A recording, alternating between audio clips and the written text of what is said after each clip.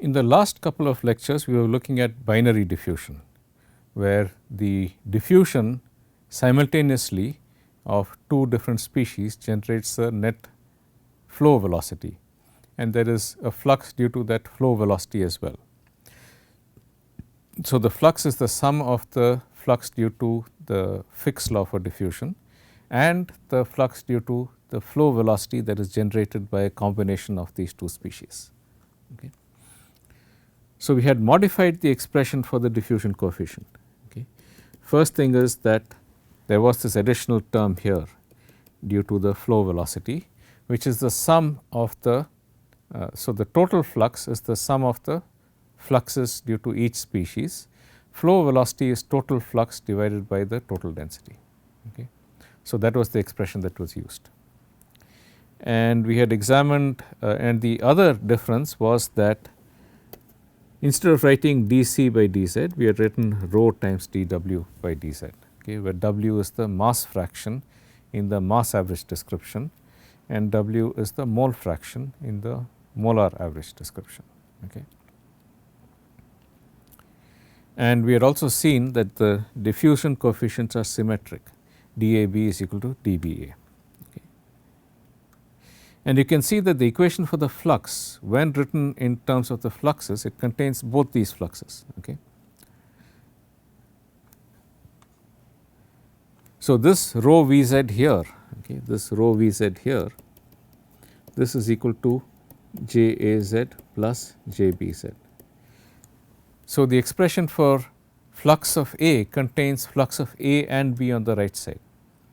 Expression for flux of B contains flux of A and B on the right side, okay, and the sum of these two equations is equal to 0, okay, as required if dAB is equal to dBA. So, you need some condition between the two fluxes in order to be able to get a solution, okay, and those conditions are dependent upon the physical problem. We had looked at two such physical situations. One is where water is evaporating into dry air, okay, and because of that the liquid level is decreasing. However, the rate of decrease of the liquid level or the volume decrease in the liquid is much smaller than the volume decrease in the gas, because the density of the liquid is about 1,000 times, about 800 times the density of the gas. So, the volume decrease in the liquid or is much smaller than the volume of gas that is coming out. Volume of air that has to go in to fill the space is equal to the volume decrease in the liquid. So, therefore, the volume of air coming in can be neglected compared to the volume of water that is going out. Because of that constraint, we were able to say that the flux of air has to be equal to 0, and then we were able to solve the problem. Similarly, in a reaction diffusion problem, there is a stoichiometric relation between the flux of, in this case, reactant going downwards and product going upwards. That is determined by the reaction, the reaction equation, and because of stoichiometry, the two fluxes are coupled, and therefore, this expression could be written in terms of one of those fluxes alone. I should note here that it is the molar fluxes that are related. The mass fluxes of course are also related, but it is not determined by stoichiometry. It is a combination of stoichiometry and the mass fractions. It is the molar fluxes that are related. Okay. And because of that, we were able to substitute this stoichiometric relation, okay, and we got a factor here which was then substituted into the equation, and from that we were able to solve the equation. Okay. So, those are the additional complications that arise in binary diffusion or in multi-component diffusion when there is a average flow velocity that is generated due to the diffusion, simultaneous diffusion of multiple components. If one component is in small amounts, then it does not affect the total mass, and therefore, we get back our original Fick's law of diffusion. Similarly, if the total density is a constant, either the molar density or the mass density, we recover once again the Fick's law for diffusion, where the flux is proportional to the gradient of the concentration. Okay. So, this completes our discussion on binary diffusion. Next, I will go on to looking at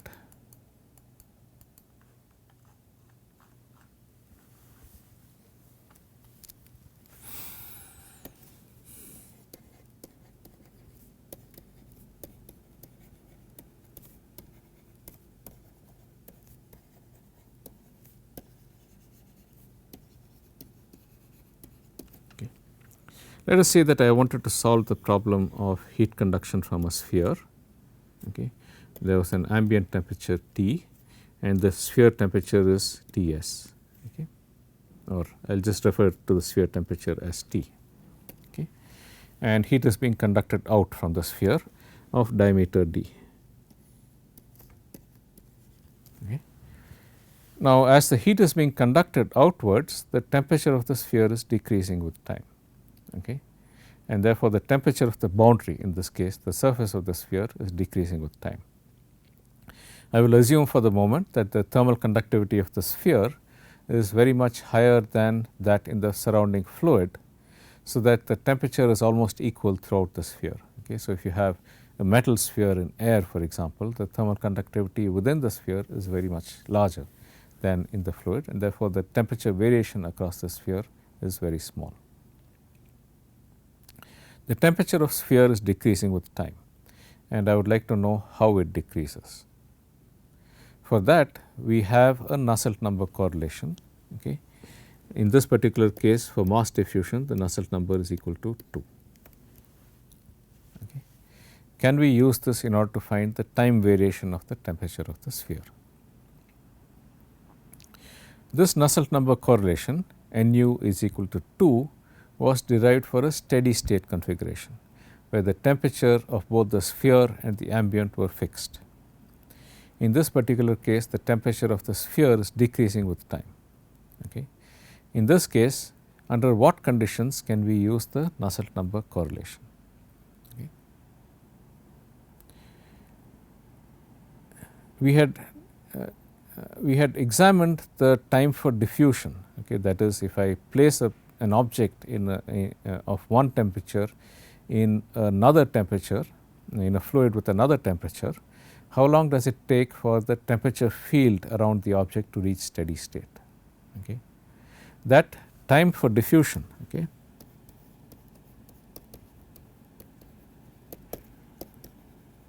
time is equal to the characteristic length square by the diffusivity, in this case alpha, okay, or the generalized diffusivity d if we are looking at other types of problems, okay, okay, or LC square by d.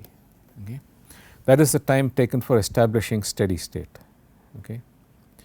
If the time scale for variation of the temperature of the sphere, if the time scale for the variation of temperature of the sphere is much larger than the time for establishing steady state, right, then steady state is established instantaneously at each instant as the temperature of the sphere is changing. Okay. So, if the time scale for the establishing a steady state, okay, if the time scale for the temperature variation of the sphere, right, due to loss of heat, the time scale for the variation of temperature of the sphere or the temperature of the boundary is much longer than the time scale for establishing steady state, the diffusion time. I can assume that steady state is established instantaneously over the time scale over which the sphere temperature varies. Okay. And since steady state is established instantaneously, I can consider the correlation that is derived at steady state for this particular case. Okay. So, that is the principle. If the time scale for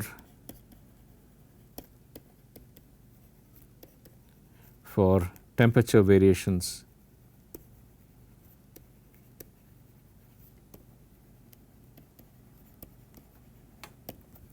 in the sphere is much greater than the diffusion time.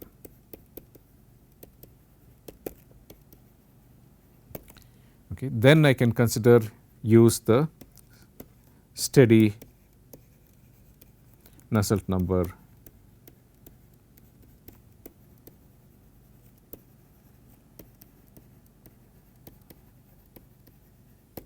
you can use the steady Nusselt number correlation.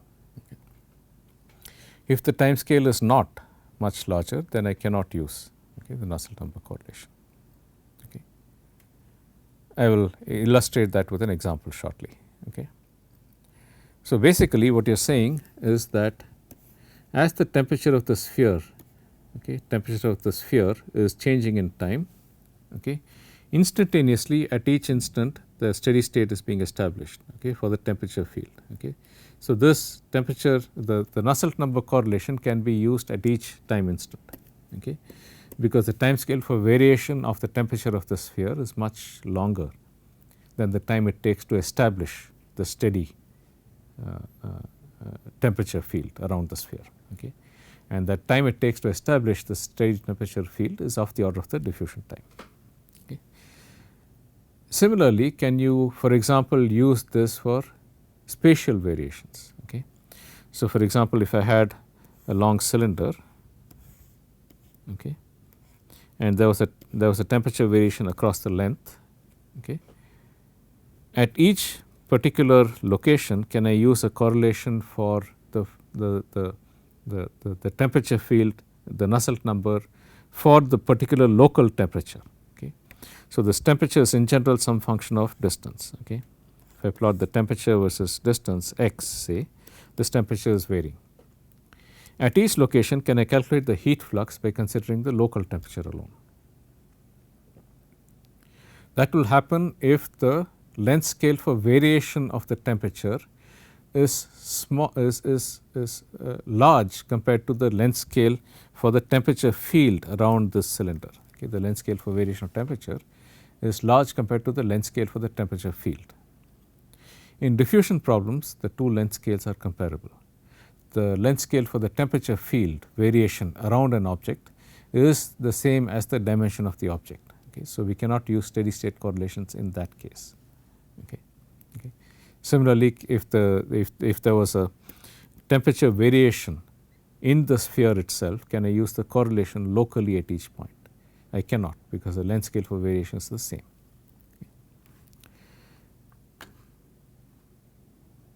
So, how do I find the conditions under which this would apply? So, let us consider a problem. Solid sphere, density rho s, specific heat Cps, and diameter d in fluid with density rho f, specific heat Cpf, conductivity Kf, and temperature Tf.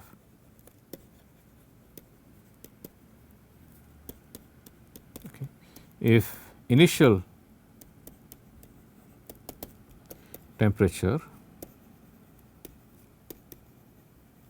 of sphere is T naught, determine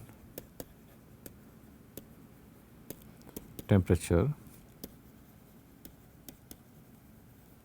as function of time.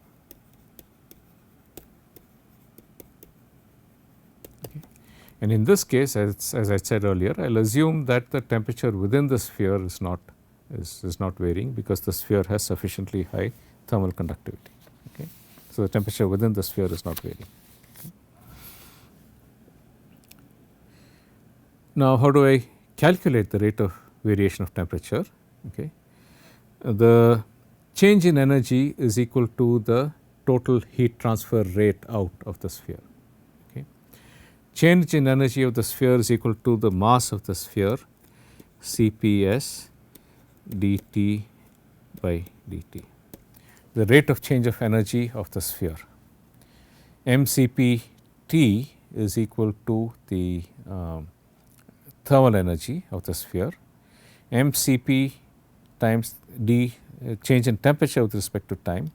I am assuming mass is of course a constant, so it can be taken out. I am assuming specific heat is also not a function of temperature, which, as I had said earlier, is a good approximation in many situations. So, mass times Cp times dT by dt is the change in energy of the sphere per unit time. That has to be equal to the flux times the surface area, okay, is equal to, okay, minus QAV into pi d square, because the temperature of the sphere is higher. So, as there is an outward flux, the temperature will decrease with respect to time. Okay.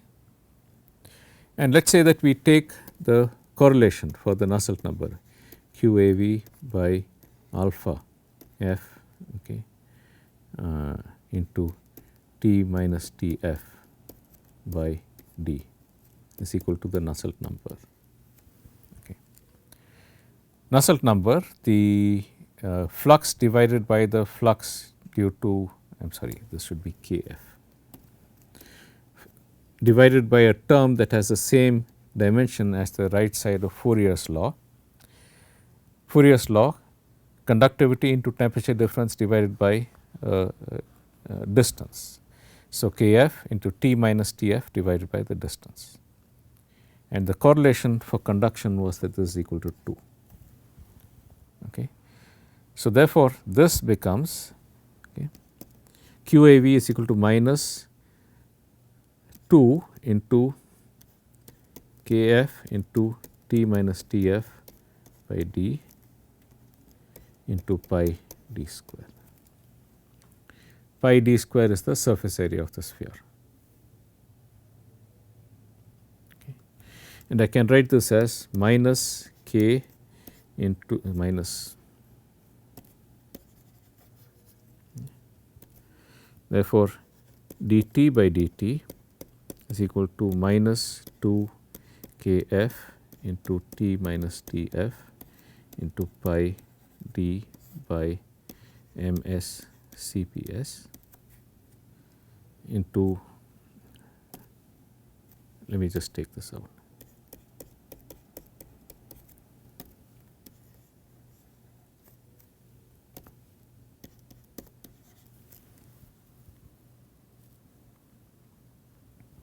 Okay.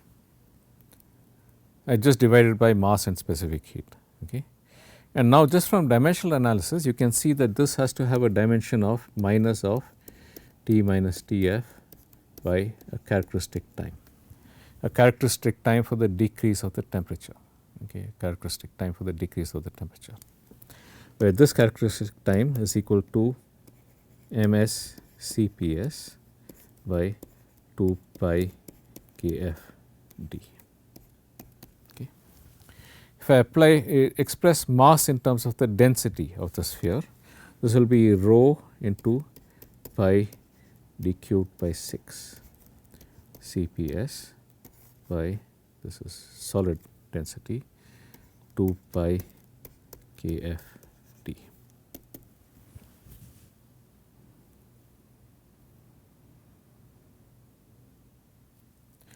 Okay. And if you simplify this, you will get d square rho s Cps by 12 Kf.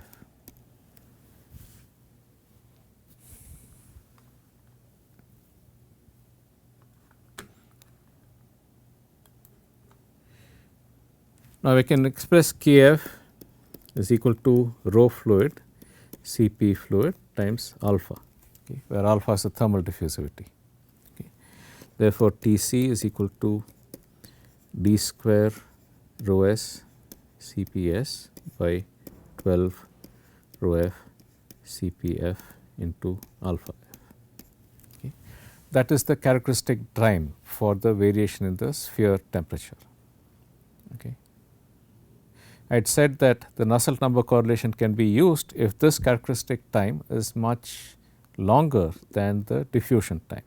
Okay. What is the diffusion time in this case? The diffusion time is equal to, for the diffusion of heat in the medium, okay, is equal to the characteristic length square by alpha f. Characteristic length square divided by alpha f, okay, which implies that Tc by Td, okay, is equal to rho s Cps by 12 rho f Cpf. And the Nusselt number correlation can be used when this ratio is much larger than 1. Okay, this Nusselt number correlation can be used if this ratio is much larger than 1. Okay, so that the time required for establishing the steady field is much smaller than the time scale over which the sphere temperature varies. Okay. So, if this condition is valid, then the use of the Nusselt number correlation is justified. Okay. And once you have that, right, you can just integrate this equation dt by T minus Tf is equal to minus dt by Tc. Okay. Integrated once, log of T minus Tf is equal to minus T by Tc plus a constant a, okay, or T minus Tf is equal to a into e power minus T by Tc. Okay. And the initial condition was that at T is equal to 0, right, T is equal to T naught, okay, which means that A is equal to T naught minus Tf, the initial temperature difference. Okay. And from that you get the solution quite easily, T minus Tf by T naught minus Tf to e power minus T by Tc.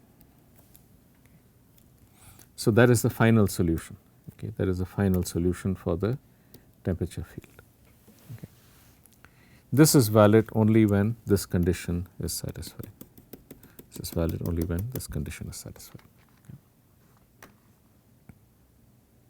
So, this is a case where the boundary condition was changing, the surface temperature was changing with time. Okay. There are cases where the surface temperature changes and the diameter changes. Okay. So, let us look at one of those cases. Okay. This is a mass transfer problem. A spherical camphor particle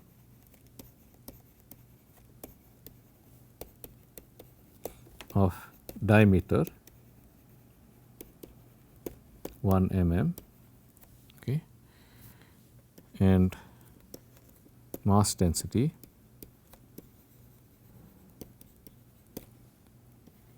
10 power 3 kg per meter cubed, okay, sublimes in air at 20 degrees centigrade. Okay. Diffusion coefficient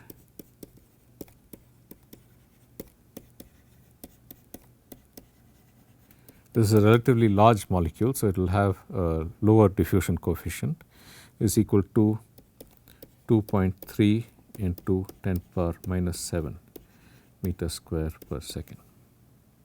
Okay. Molecular weight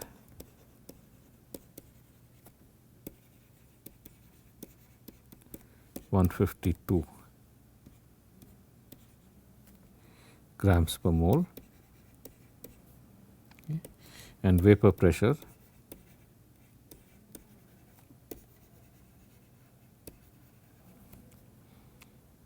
87 pascals.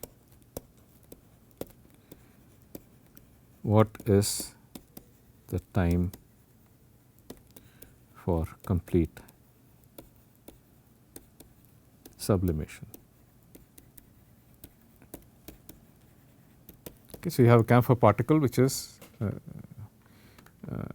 subliming in air, okay, that is going directly from the solid to the gas phase, and you are given these parameters and asked what is the time required. Okay. So, of course, in this case the diameter is also decreasing with time. Okay, the diameter is also decreasing with time. Okay. So, that also has to be incorporated in this case. Okay. The rate of change of mass dm by dt, okay, is equal to the flux times the surface area. Okay. Rate of change of mass is mass per unit time, flux is mass per unit area per unit time, and the surface area is pi d square, where d is now a function of time. Okay, where d is now a function of time. Okay. This implies that d by dt of rho pi d cube by 6 is equal to minus JAV into pi d square. Okay. Density is a constant, diameter is a function of time. So, if I simplify this, I will get rho pi d square times dd by I'll put a partial here just to distinguish it. Okay. This is actually a total derivative, but I just put a partial derivative to distinguish it. So, this is divided by 2, because when I take d cubed I get 3d square, okay, minus JAV pi d square. Okay. Therefore, partial d by partial t is equal to minus 2 JAV by rho. Okay. And for the flux, I express it as the Sherwood number minus 2 Sherwood number into the term with the same dimension as the right side of Fick's law, which is going to be equal to d Cs by d. Okay. The whole thing divided by rho. Okay. Here I have substituted JAV is equal to Sherwood number into d Cs by d, where Cs is the surface concentration. I am assuming that the ambient air concentration is 0. Okay. So, just taking the surface concentration here. Okay. For those not familiar, this equivalent to Sherwood number is equal to JAV by d Cs by d. Note that in this case the diameter is also a function of time. Okay. The diameter is also a function of time in this case. Okay. And for diffusive transport, I substitute Sherwood number is equal to 2. Okay. And therefore, you will get partial d by partial t is equal to minus 4 Sherwood number d Cs by rho d. Okay. Or alternatively, d times partial d by partial t is equal to, I am sorry, I have substituted Sherwood number is 2, so I do not have this here.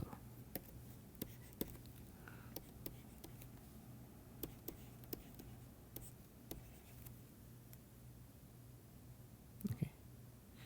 I can write this as 1 by 2 partial of d square by partial t.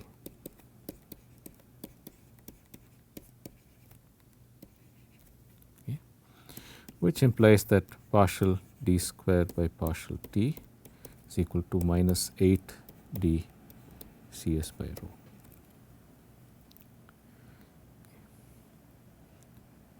So, this is the rate of change of the diameter square with respect to time. Okay. I apply the initial condition, okay, which means that d square is equal to minus 8 d Cs t by rho plus a constant.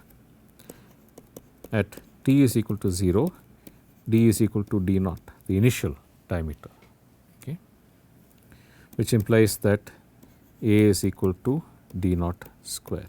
Okay. So, therefore, I get the condition d naught square minus d square is equal to 8 d Cs t by rho.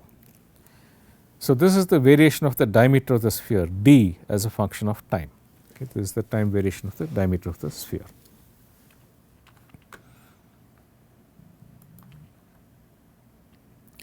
What is the time for total dissolution? Okay. Time for dissolution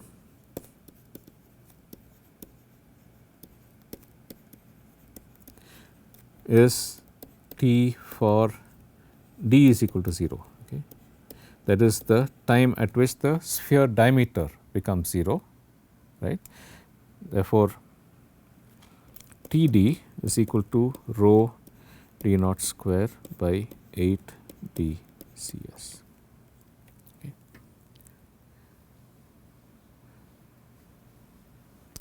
So, this is the time for the dissolution of the sphere. Okay. This is the time scale. Okay. This is the time scale for the variation in the diameter of the sphere. Okay. You can calculate what is this time scale. Okay. I know that rho is equal to 10 power 3 kg per meter cubed.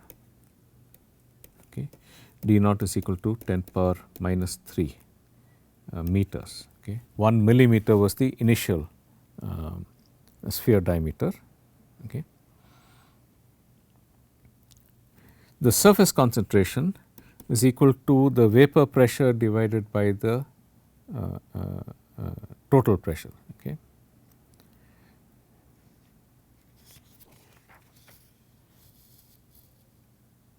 Okay, so, the total the surface concentration is the vapor pressure times the mass of camphor by kBT.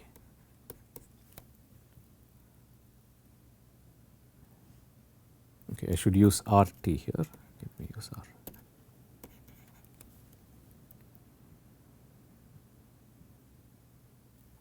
Okay. If m is the molecular mass of a molecule, I will use Kb. Okay. So, this is equal to 87 Pascal into the molecular mass, okay, which is 152 grams, which is 0.152 okay, kg, okay, divided by number of molecules is 6.023 into 10 power 23, okay, divided by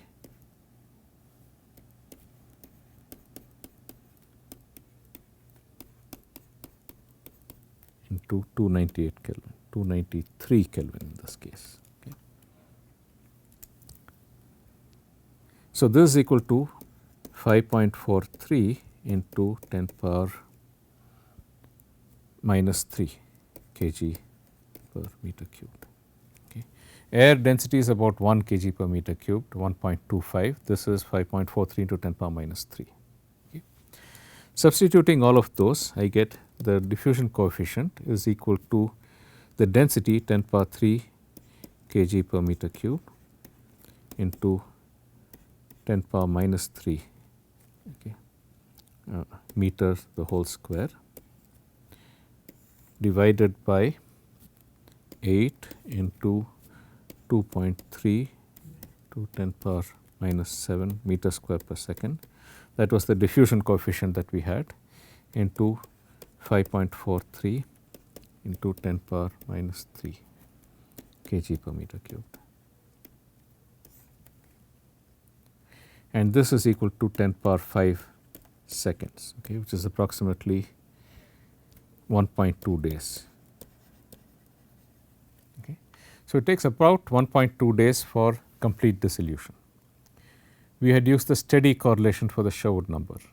Under what conditions is it valid? Okay. It is valid when the diffusion coefficient, the time for dissolution divided by the diffusion time. Okay. So, let me use T by T diffusion is much greater than 1. Okay. And we can estimate what is T diffusion. T diffusion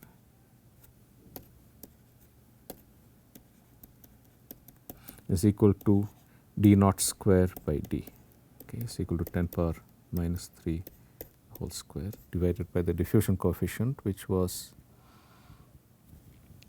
2.3 into 10 power minus 7. Okay. This works out about 4.35 seconds. Okay.